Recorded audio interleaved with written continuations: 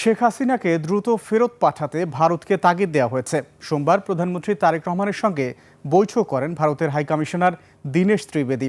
সেখানেই উঠে আসে শেখ হাসিনাকে দেশে ফেরানোর বিষয়টি। পররাষ্ট্র মন্ত্রণালয়ে সাংবাদিকদের এসব তথ্য জানান পররাষ্ট্রমন্ত্রী ডক্টর খলিলুর রহমান। প্রধানমন্ত্রীর ভারত সফরের বিষয়ে এখনও কোনো সিদ্ধান্ত হয়নি বলে জানান মন্ত্রী। মেহেদী হাসানের রিপোর্ট। হাই কমিশনার হিসেবে দায়িত্ব নেয়ার প্রায় 1.5 মাস পর প্রধানমন্ত্রী তারেক রহমানের সাথে দীনেশ ত্রিবেদীর প্রথম আনুষ্ঠানিক বৈঠক। সচিবালয়ে এ বৈঠক শেষে কোনো কথা বলেননি সরকার বা হাই কমিশনার।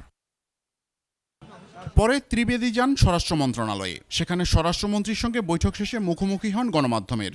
বলেন, বাংলাদেশ ও ভারতের মধ্যে যেসব ইস্যু রয়েছে সেগুলো আলোচনার মাধ্যমে সমাধান করা সম্ভব। ডেমোক্রেসিতে ইস্যুস থাকবে, ইস্যু না থাকলে ওইটা ডেমোক্রেসি নাই।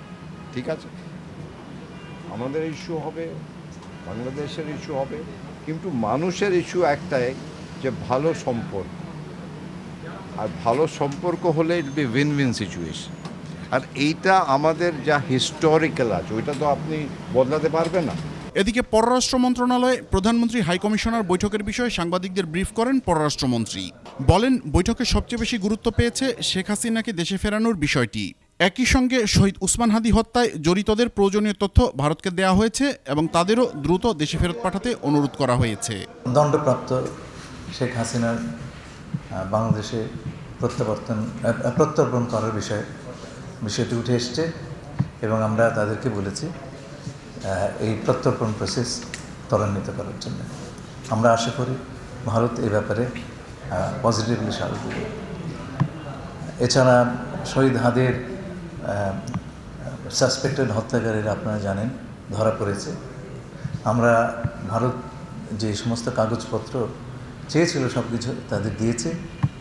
এই বিষয়টা এসছে। দিল্লিতে আসন্ন ব্রিক্স সম্মেলনে অংশ নিতে বাংলাদেশের প্রধানমন্ত্রীকে এরই মধ্যে আমন্ত্রণ জানিয়েছেন ভারতের প্রধানমন্ত্রী। সে বিষয়েও কথা বলেন পররাষ্ট্রমন্ত্রী। না, আমরা এখনো এই বিষয়ে কোনো সিদ্ধান্ত নিই নাই। বৈঠকে সীমান্ত সংকট সহ অন্যান্য বিষয়েও গুরুত্ব পেয়েছে বলে জানান পররাষ্ট্রমন্ত্রী।